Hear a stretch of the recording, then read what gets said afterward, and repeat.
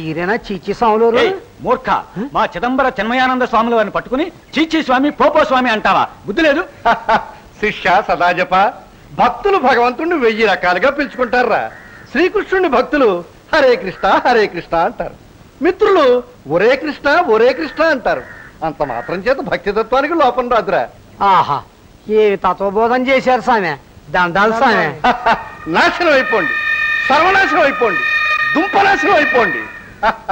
గురుగారు, స్వామి స్వామి, ఏమి తమరికి రివర్స్ ఆశీర్వాద బలం ఎలా వచ్చింది స్వామి?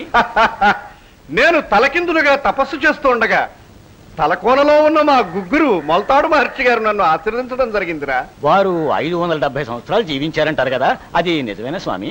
ఆ సత్యాన్ని శంకించే అర్హత నాకు లేదురా. వారికి 379 సంవత్సరాలు మాత్రమే సేవ చేసుకునే అదృష్టం నాకు లభించిందిరా శిష్య. మనల్ని చూసి చూడనట్టు వెళుతున్నది ఆ పుల్లయ్య గాడేనా? అవును స్వామి. ఆ ముక్కు పుడక మూర్ఖునిటి పిలు. పుల్లయ్య, ఎవలాలు? ఓ పుల్లయ్య, నిన్నే గురుగారు పిలుస్తారు, రావయ్యా. ఏడు స్వామి? ఏమిరా, నన్ను చూసి కూడా నమస్కారం పెట్టకుండా, సంస్కారం లేకుండా చుట్ట కూడా కలుస్తావా అహంకారి మూర్ఖ? ఏదో అర్జెంట్ పనుండి చూడకుండా వెళ్ళిపోతున్నానండి. అంత మాత్రానికే కోపం పెట్టండి. ఇప్పుడు పెట్టమన్నారు కాబట్టి పెడుతున్నానండి. నమస్కారం. ఆహా, నువ్వు హాయిగా వర్ధిల్లు, చల్లగా వర్ధిల్లు, క్షేమంగా 100 ఏళ్ళు వర్ధిల్లు.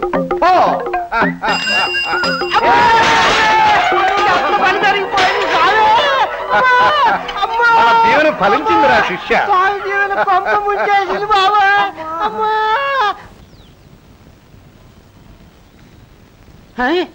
అన్నయ్య, కన్నయ్య, అన్నయ్య, కన్నయ్య, కన్నయ్య, ఏమిటన్నయ్య ఇలా చిక్కిపోయావు? బిజినెస్ లో బిజీ ఎక్కువై బాడీ ఇలా బీడీలా అయిపోయింది తమ్ముడు.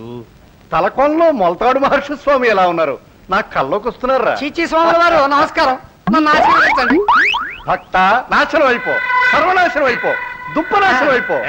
తమ్ముడు దీవించమంటే నాశనం అయిపో అంటావు, బుద్ధి లేదా? జుట్టు మూర్ఖుడు అజ్ఞాని. స్వామి, ఈయన మా అన్నయ్య, పేరు పున్నయ్య. నన్ను చూడటానికి పట్నం నుంచి వచ్చారు. ఆయన్ని ఆశీర్వదించండి. శిష్య, ఈ పున్నయ్యనబడే అన్నయ్య గుండయ్యనుగులా కనిపిస్తున్నాడు. ఈ కన్నయ్యనబడే తమ్మయ్య బొత్తిగా పినుగులా కనిపిస్తున్నాడు. వీళ్ళిద్దరూ అన్నదమ్ములేనంటావా? అనుమానమే స్వామి. నాకు సొంత అన్నయ్య కాదండి, వేలు పిలిచిన అన్నయ్య. వేలు మాత్రం ఎందుకు విడిచేసినట్టు? ఇంకేం విడవాలో చేతకాక శిష్య మూర్ఖ, నోర్మోయ్. ఆశీర్వదించండి. పున్నయ్య, నువ్వు కూడా నాశనం అయిపో, సర్వనాశనం అయిపో, దుంపనాశనం అయిపో. ఒరే కృష్ణ. తమ్ముడు, వాడు నాశనం అయిపో అంటా ఉంటే దండం పెట్టి దీవించమంటావు, నీకు బుద్ధి లేదా? అన్నయ్య, ఆయన పేరు చీచి స్వామి. ఆయన మనల్ని నాశనం అయిపో అంటే మనం బాగుపడతాం. బాగుండు అంటే నాశనం అయిపోతారా అనే ఈ ఊళ్ళో అందరు నమ్మకం. అందుకే ఆయన చేత తిట్టించుకుని మరీ బహుమానాలు ఇస్తుంటారు. జనం అమాయకత్వాన్ని పోగొడతాను. వాడు ఒట్టి ఫ్రాడ్. వాడికి బుద్ధి చెప్పకుండా వదలను. వద్దన్నయ్య, నా మాట విను.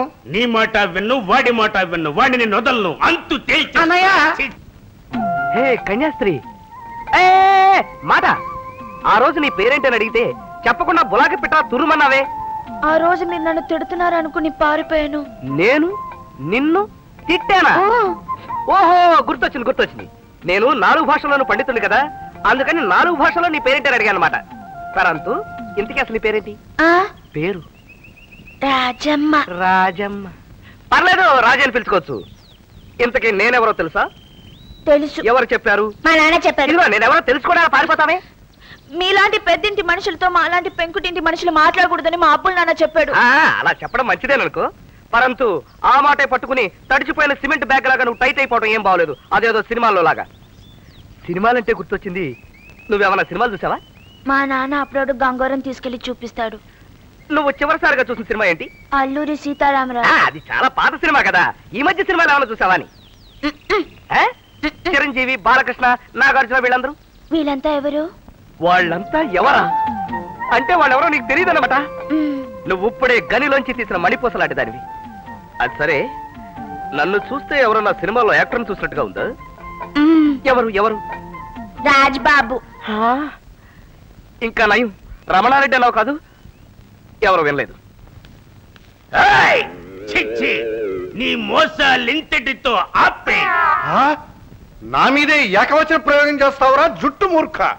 ఇంకాసేపు ఉంటే నన్ను ఒరేని పిలిచేటట్టున్నావు. నిన్ను ఒరేయని పిలవటానికి ఇంకా సేపు. ఇప్పుడే పిలుస్తాను. నువ్వు నాశనం వైపు అంటే బాగుంటారట, నువ్వు చల్లగా ఉండు అంటే నాశనం అయిపోతారంట. ఎవరికి రా కథలు వినిపిస్తావు? సదాజప, మధ్యాహ్న భోజన పథకం గురించి ఒకనొక ప్రభుత్వం మన దగ్గరికి వచ్చినప్పుడు పథకం చల్లగా వర్ధిల్లాలని దీవించాం. అప్పుడు ఏమైందిరా? ఆ పథకం వారం రోజులకే రద్దయిపోయింది. రౌడీలు గూండాలు ఎన్నికల్లో నిలబడుతున్నప్పుడు ఆశీర్వదించమని మన దగ్గరికి వచ్చినప్పుడు సర్వనాశనం అయిపోవాలని ఆశీర్వదించాం. అప్పుడేమైందిరా? బంపర్ మెజారిటీతో గెలిచి పదవులు సంపాదించుకున్నారు. గ్రహించరా మూర్ఖ? నోరు ముయ్యరా, షటప్. నీకే గనక శక్తి ఉంటే నన్ను చెప్పించి చూద్దాం నీ కెపాసిటీ. నాకు గుడ్లు వ్యాపారం ఉంది, బట్టల వ్యాపారం ఉంది, సారా వ్యాపారం ఉంది. నీ వల్ల ఏమవుతుందో అది చేసి చూపించు. బస్తీ మిస్సవాల్. జై తలకోన మల్తాడు మహర్షి. నేనే కనుక నీకు నిజమైన శిష్యరత్నాన్నైతే గున్నయ్యనుగు లాంటి ఈ పున్నయ్య చేసే 3 వ్యాపారాలు ముచ్చటగా వర్ధిల్లాలి. 24 గంటలకి ఓ గుడ్డు పెట్టే కోడి ఇక నుంచి 24 గుడ్లు పెట్టాలి. గోచీలు పెట్టుకు తిరిగే సాధువులు కూడా వీడి దుకాణానికి వెళ్లి సఫారీ సుట్టు వేసుకుని బయటికి రావాలి. చంటి పిల్లలు కూడా పాకుతూ వీడి దుకాణానికి వచ్చి పీపాల కొద్దీ సారా తాగాలి. వీడి వ్యాపారాలన్నీ చల్లగా హాయిగా వర్ధిల్లాలి. చెప్పిన అభివృద్ధి జరగడానికి ఒక్క నెల మాత్రమే టైం. ఛాలెంజ్. బాబా కాపీ.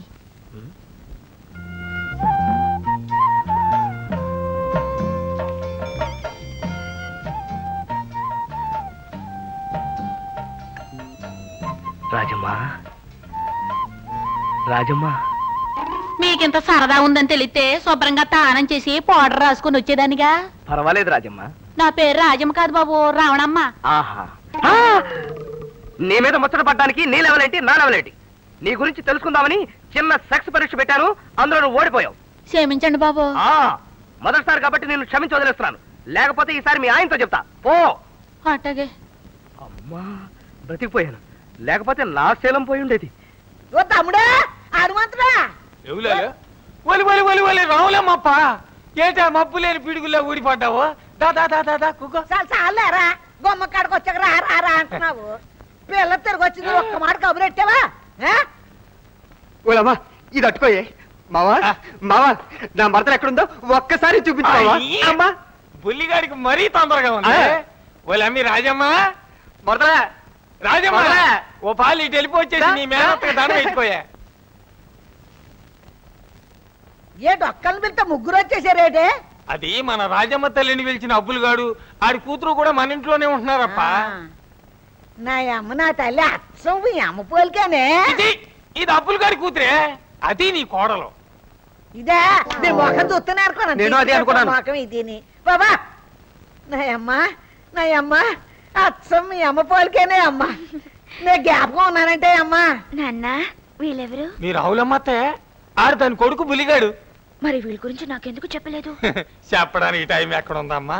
నువ్వు ఇంటికి వచ్చిన సంతోషంలో అబ్బులుగాడు నేను అబ్బో తాగి తండ్రాలడానికే సరిపోయింది. అయితే ముహూర్తాలు ఎప్పుడు పెట్టుకుందామా? దేనికాయ ముహూర్తాలు? దేనికేటయ్యా? దీని బాసాలు నడేరుకున్నామ్మా. బుల్లిగడికి తల్లి, మా అప్ప కొడుకు ఇచ్చి పెళ్లి చేయాలనే నిన్ను కన్నా, లేకపోతే మీ అమ్మతో చెప్పి కొడుకునే కనివ్వండి. ముహూర్తాలు ఇప్పుడే పెట్టేసుకుందా. ముహూర్తాల్లో గెత్తాలు అసలు నాకు పెళ్ళి ఇష్టం లేదు. నువ్వేడు ఇస్తలేదండి. నేను అవునా దీన్ని 12 ఏళ్ల పాటు పెంచి పెద్ద చేసిన తండ్రినమ్మా. పెంచినోడైతే పెంచిన మాట్లాడు, లేకపోతే ఏం చేస్తా?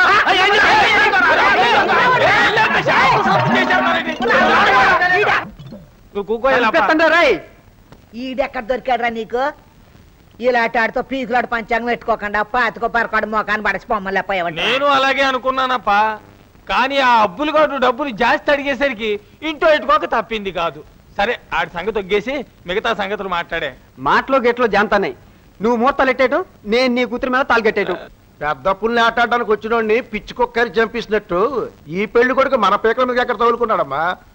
మరేం పర్వాలేదు, ప్రతి సమస్యకు పరిష్కారం ఉంటుంది. ఈ విషయం నాకు వదిలేండి.